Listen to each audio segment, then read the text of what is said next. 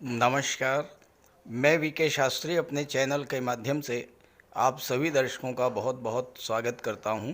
आज के इस वीडियो में हम बात करेंगे मिथुन राशि के जातकों के लिए मई 2024 किन-किन खुशियों की सौगात लेकर आ रहा है, क्या रहेगी ग्रहों की स्थिति और हम क्या कर सकते हैं ग्रहों को अपने अनुकूल करने के लिए। मई 2024 आपके लिए असीम संभावनाएं लेकर आ रहा है, क्योंकि 1 मई को देवगुरु बृहस्पति राशि परिवर्तन करके वृषभ राशि में आ चुके हैं और 13 जून तक सूर्य के नक्षत्र कृतिका में गोचर करेंगे। सूर्यदेव भी 14 मई तक अपनी उच्च की राशि में गोचर करेंगे और उसके बाद राशि परिवर्तन करके गुरु के साथ ही गोचर करेंगे। सूर्य गुरु का एक साथ गोचर करना और गुरु का सूर्य के नक्षत्र में गोचर करना आपके जीवन में एक बहुत बड़ा परिवर्तन लेकर के आएगा। इसके अलावा दैत्य गुरु शुक्र भी 19 मई को स्वराशि वृषभ राशि में गोचर करेंगे और आपके लिए धन का भंडार लेकर आएंगे, क्योंकि कुछ जातकों की कुंडली में मालव्य राजयोग और कुछ जातकों की कुंडली में विपरीत राजयोग बनाएंगे। महत्वपूर्ण बात यह है कि आपकी कुंडली के मई के महीने में 7 बड़े राजयोग बन रहे हैं, जिस पर आगे चर्चा करेंगे। तो ग्रहों के इस गोचर के आधार पर बात करेंगे मई में आपकी आर्थिक स्थिति कैसी होगी, आपका स्वास्थ्य कैसा रहेगा, शिक्षा, प्रतियोगिता, लव, रोमांस, विवाह, व्यापार की दृष्टि से कैसा रहेगा ये महीना, दाम्पत्य सुखों, संतान, शेयर मार्केट, भाग्य और विदेशों से किस तरह के लाभ मिलेंगे आपको, कला जगत, सिनेमा जगत, मीडिया और राजनीति से जुड़े जातकों को लाभ के क्या क्या अवसर मिलेंगे। ये विश्लेषण आपकी चंद्र राशि के आधार पर किया जा रहा है, यानी चंद्रमा आपकी जन्म कुंडली में जिस राशि में गोचर कर रहे हैं वही आपकी चंद्र राशि होगी और उसी के आधार पर आपको इस वीडियो को समझना है। आपकी जन्म कुंडली में जिस भाव में चंद्रमा का गोचर है, अगर वहाँ पर 3 का अंक लिखा है तो आपकी मिथुन राशि होगी। तो ये है मिथुन राशि के जातकों की मई 2024 की गोचर कुंडली। देखिए, एक होती है जन्म कुंडली। जन्म कुंडली में आपका प्रारब्ध लिखा होता है, जीवन में कौन कौन सी घटनाएं कब कब घटित होंगी इसका विचार जन्म कुंडली से किया जाता है। दूसरी होती है गोचर कुंडली। गोचर कुंडली में वर्तमान में ग्रहों के गोचर के आधार पर क्या क्या घटनाएं घटित होंगी इसका विचार किया जाता है। तो आपके सामने मिथुन राशि के जातकों की गोचर कुंडली है। अब समझते हैं ग्रह स्थितियों को। मई माह में आपकी कुंडली में 4 बड़े परिवर्तन होंगे और 7 बड़े राजयोग बनेंगे। देखिए, पहला जो महत्वपूर्ण परिवर्तन है वो है देवगुरु बृहस्पति का। देवगुरु बृहस्पति 1 मई को राशि परिवर्तन करके कुंडली के 12वें भाव में गोचर कर चुके हैं। शुक्र जो कि लाभ के भाव में है 19 मई को विदेश भाव में गोचर करेंगे और सूर्य 14 मई को विदेश भाव में गोचर करेंगे। बुध जो कि कुंडली के 10वें भाव में है 10 मई को राशि परिवर्तन करके लाभ के भाव में जाएंगे और 10वें भाव में मंगल, बुध, राहु गोचर कर रहे हैं। शनि भाग्य भाव में है और केतु चौथे भाव में। ये तो हैं ग्रह स्थितियाँ। अब राजयोगों की बात करें तो देखिए, आपकी कुंडली के 12वें भाव में शुक्र का गोचर होगा 19 मई को और यहाँ पर शुक्र अति विशिष्ट कारक होते हैं। दूसरे गुरु और शुक्र का गज लक्ष्मी राजयोग बनेगा कुंडली के 12वें भाव में। शुक्र और बुध लाभ के भाव में लक्ष्मी नारायण योग बनाएंगे। सूर्य और बुध का बुधादित्य राजयोग बनेगा। साथ ही साथ शुक्र बुध का केंद्र त्रिकोण राजयोग भी बनेगा, क्योंकि शुक्र त्रिकोण के भाव पंचम के स्वामी हैं, बुध केंद्र के भाव छठे के स्वामी हैं। तो शुक्र और बुध का केंद्र त्रिकोण राजयोग भी बनेगा। इसके अलावा गुरु और शुक्र का गज लक्ष्मी राजयोग बनेगा 12वें भाव में। साथ ही साथ गुरु और शुक्र का केंद्र त्रिकोण राजयोग भी 12वें भाव में बनेगा, क्योंकि गुरु सप्तम के स्वामी हैं जो कि केंद्र का भाव है, शुक्र पंचम के स्वामी हैं जो कि त्रिकोण का भाव है। जब दोनों एक साथ होंगे तो केंद्र त्रिकोण राजयोग भी बनेगा। तो ये तो हैं ग्रह स्थितियाँ। अब इसके प्रभाव को समझते हैं।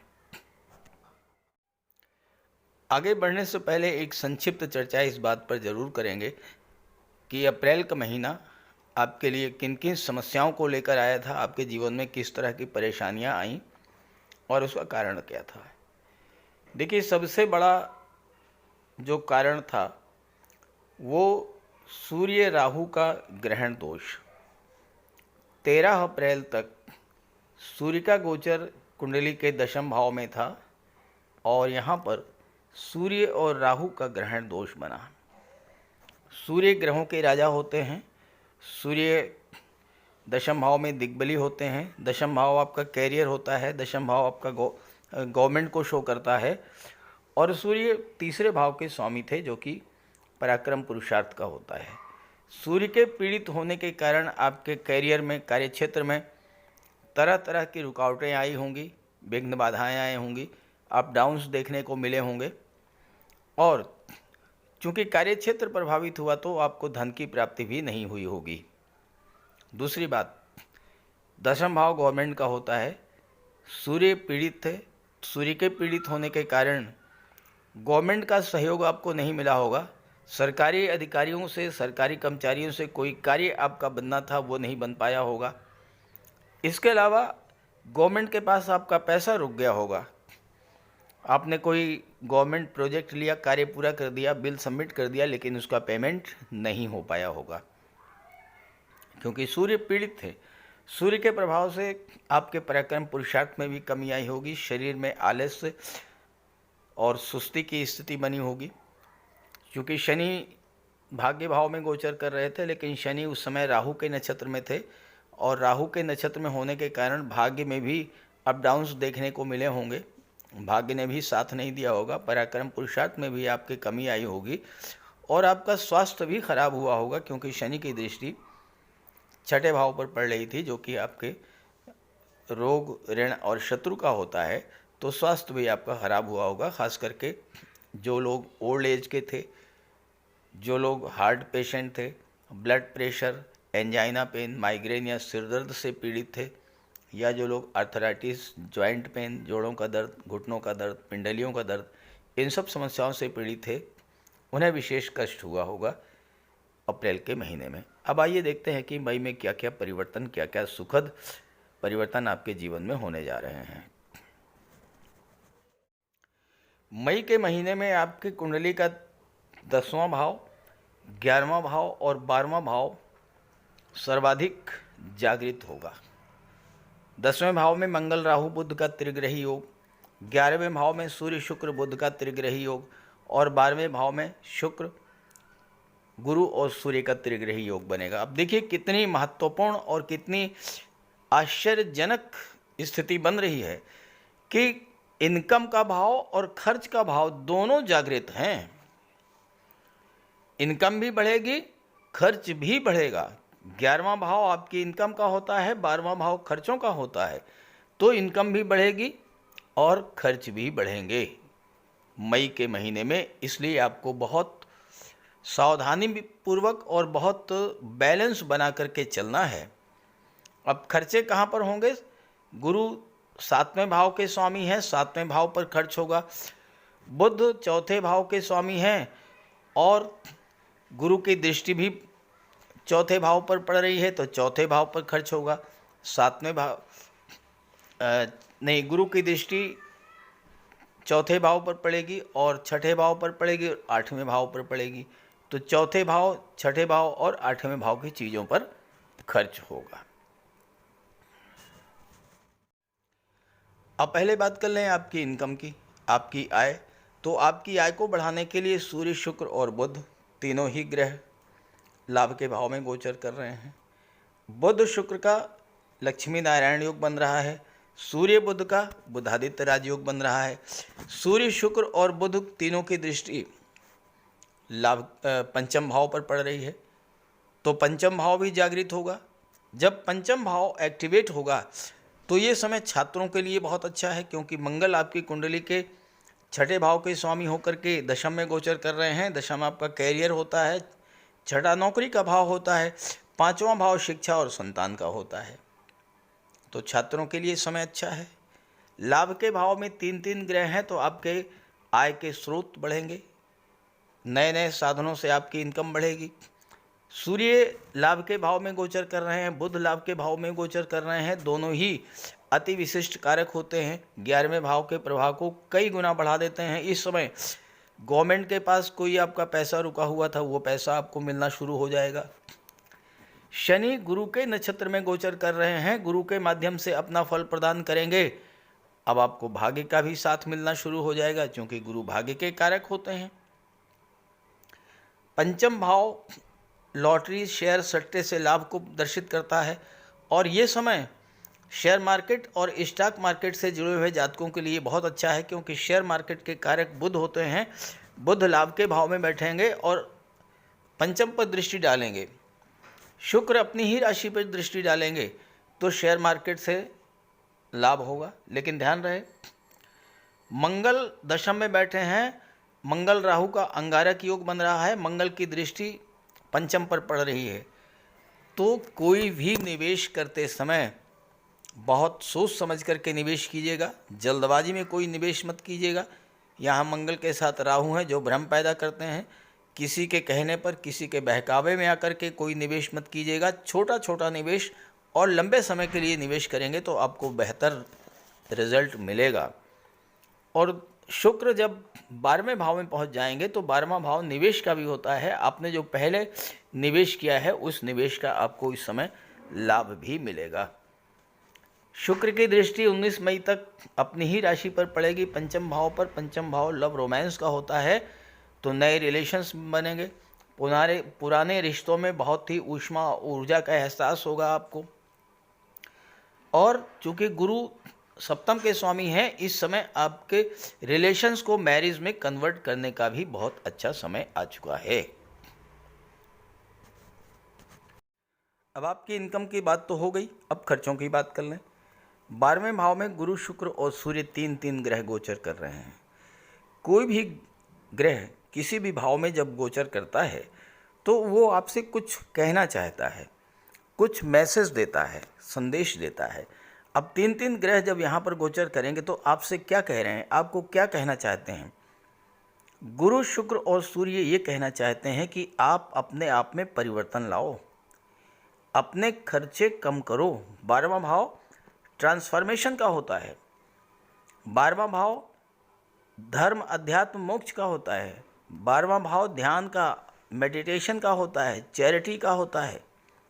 तो गुरु, शुक्र और सूर्य आपसे ये कह रहे हैं कि अपने फालतू खर्चे कम करो, थोड़ा ध्यान लगाओ, चिंतन मनन करो, मेडिटेशन करो, योगा करो, स्वास्थ्य का ध्यान रखो, अपने आप में सुधार लाओ। अन्यथा 12वां भाव लॉसेस का भी होता है, तो नुकसान भी हो सकता है। तो ये जो समय है, ये जो महीना है, ये आपके लिए अपने आप में थोड़ा सा परिवर्तन लाने का है।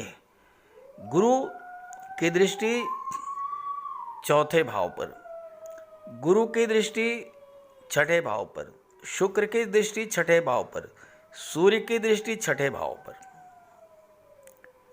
तो आपकी कुंडली का 12वां भाव जागृत है, चौथा भाव जागृत, छठा भाव जागृत, और गुरु की दृष्टि 8वें भाव पर, तो 8वां भाव जागृत। अब कुंडली का चौथा, 8वां और 12वां भाव क्या है? ये मोक्ष त्रिकोण है। मोक्ष त्रिकोण एक्टिवेट हो गया, तो आपको कैसे चलना है, क्या करना है? थोड़ा ध्यान कीजिए, थोड़ा मेडिटेशन कीजिए, थोड़ा योगा कीजिए, स्वास्थ्य पर ध्यान दीजिए। छठा भाव आपके डेली रूटीन को शो करता है, और इस पर तीन तीन ग्रहों की दृष्टि है, शनि की भी दृष्टि है, चौथे ग्रह की भी, और राहु की भी दृष्टि है।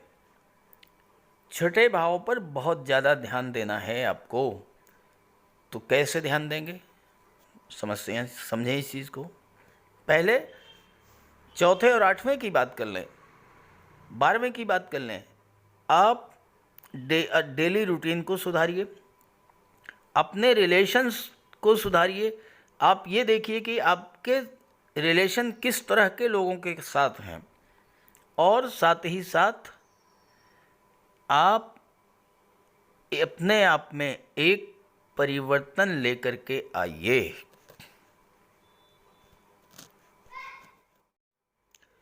कुंडली का छठा भाव एक्टिवेटेड है। गुरु, शुक्र, सूर्य तीनों की दृष्टि, शनि की दृष्टि, राहु की दृष्टि, 5 ग्रहों की दृष्टि छठे भाव पर है, और इसके स्वामी मंगल हैं जो कि राहु के साथ अंगारक योग बना रहे हैं। छठे भाव को बहुत ज़्यादा बैलेंस करके चलना है, बहुत ज़्यादा संभालना है आपको मई के महीने में। छठा भाव क्या होता है? छठा भाव आपका डेली रूटीन होता है। अपने डेली रूटीन को आपको सही करके चलना है। एक समयबद्ध कार्यक्रम बना करके आपको जीवन में आगे बढ़ना है। आलस्य को छोड़ना है, परिश्रम करना है। अष्टम भाव आपके सबऑर्डिनेट्स को, आपके एम्प्लॉइज़ को, आपके वर्कर्स को, आपके सर्वेंट्स को शो करता है। यहाँ पर 5 ग्रहों का प्रभाव है। आपको अपने एम्प्लॉइज़, अपने सबऑर्डिनेट, अपने नौकर चाकर के साथ व्यवहार बहुत अच्छा रखना है। और तीसरी बात, छठा भाव सर्विस सेक्टर का होता है। सेवा भाव से आपको कार्य करना है। जब आप अपने आप में ये परिवर्तन लाएंगे तो छठे भाव की चीज़ों का आपको लाभ मिलना शुरू हो जाएगा। क्या लाभ मिलेगा? पहला लाभ तो ये मिलेगा कि आपको कैरियर बनाने का बहुत अच्छा समय रहेगा ये, क्योंकि छठे के स्वामी 12वें दशम में गोचर कर रहे हैं कैरियर के भाव में, और इसके स्वामी गुरु हैं जो कि विदेश के भाव में हैं, और 12वां भाव ट्रांसफॉर्मेशन का होता है। तो अपने कैरियर में एक बहुत बड़ा परिवर्तन लाएंगे, पहली बात। दूसरी बात, कर्ज आपको नहीं लेना है और ना ही कर्ज देना है। इस समय गुरु 12वें भाव में हैं, छठे पर दृष्टि डाल रहे हैं, सूर्य भी दृष्टि डाल रहे हैं। बहुत आसानी से कर्ज मिल जाएगा, लेकिन आपको बाद में उसको चुकाने में दिक्कत आएगी। इसलिए मई के महीने में किसी तरह का कर्ज लेने से आपको बचना है।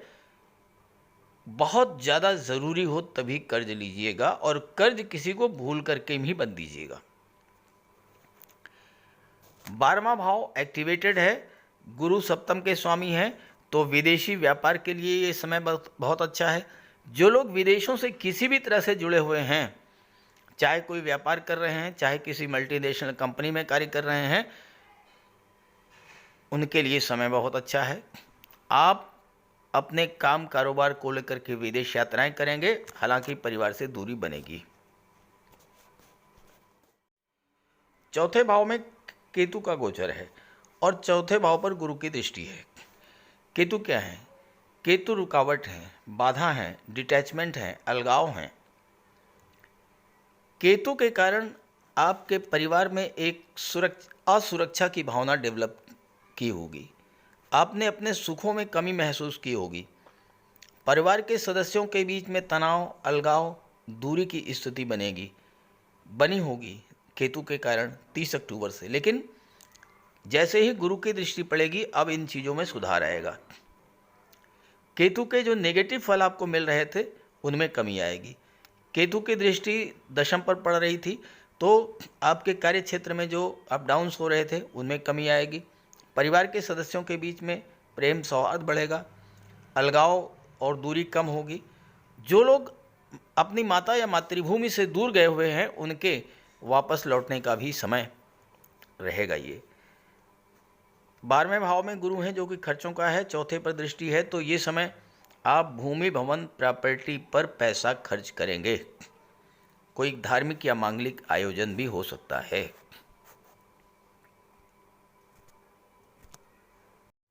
एक बहुत जबरदस्त योग, मंगल राहु का अंगारक योग आपके कुंडली के 10वें भाव में बन रहा है, कैरियर के भाव में। ये अंगारक योग ऐसा होता है जो आपके अंदर असीम ऊर्जा का संचार तो करेगा, लेकिन अगर आपने इस ऊर्जा का सही तरीके से उपयोग नहीं किया तो फिर ये आपको नुकसान भी दे देगा। मंगल क्या है? मंगल है क्रोध, मंगल है उग्रता, मंगल है जल्दबाजी। राहु क्या है? राहु इन चीज़ों को कई गुना बढ़ा देते हैं। तो अचानक से आपको क्रोध आएगा और बहुत तेज क्रोध आएगा, एक विस्फोटक स्थिति बनेगी। आप जल्दबाजी में बहुत तेज़ी से कोई एक्शन लेना चाहेंगे, तो इसका परिणाम क्या होगा? कार्यक्षेत्र में तनाव की स्थिति, बॉस सीनियर से आपके मतभेद बढ़ेंगे, लग्न पर दृष्टि है, मन आपका अशांत रहेगा, क्रोध बढ़ेगा। सप्तम पर दृष्टि है, परिवार के सदस्यों के बीच तनाव बढ़ेगा, प्रॉपर्टी को लेकर विवाद पैदा होगा। पंचम पर दृष्टि है, संतान के साथ मतभेद की स्थिति बनेगी। तो कैसे इसको नियंत्रण करें? मंगल और राहु को नियंत्रित करने का सबसे बड़ा उपाय है बजरंगबली की आराधना करना। तो आपको 1 जून तक निरंतर प्रत्येक मंगलवार और प्रत्येक शनिवार को बजरंगबली के मंदिर में जाना है, उनके चरणों में बैठ करके उनकी आराधना करनी है, एक काम। दूसरा, जब भी आपको क्रोध आए, जब भी मन आपका अशांत हो, जब भी आपको ये लगे कि आप जल्दबाजी में कोई एक्शन लेने जा रहे हैं, कोई डिसीजन लेने जा रहे हैं, आप जहाँ हैं वहीं शांति से बैठ जाइए। घर में हैं घर में, ऑफिस में हैं तो ऑफिस में बैठिए और अपने सामने एक गिलास में जल भर करके रख लीजिए। उसके बाद हनुमान चालीसा का पाठ शुरू कर दीजिए। जब आप पाठ समाप्त कर लें तो उस जल को ग्रहण कर लीजिए। इससे क्या होगा? आपका क्रोध शांत हो जाएगा, मन आपका शांत हो जाएगा, जल्दबाजी में जो फैसला आप लेने जा रहे थे वो समय टल जाएगा और फिर आप सही डिसीजन ले पाएंगे।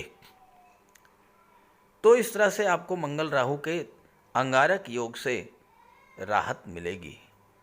कुल मिलाकर के मिथुन राशि के जातकों के लिए मई 2024 नई नई उपलब्धियां लेकर के आ रहा है। हालांकि थोड़ा सा सुधार की आवश्यकता है, थोड़ा सावधानियां बरतनी है, और अगर आपने ये कर लिया तो ये महीना आपके लिए वो सब कुछ देकर जाएगा जो आप पाना चाहते हैं। तो ये वीडियो, ये जानकारी अपने साथियों मित्रों को भी ज़रूर शेयर कीजिएगा। नमस्कार।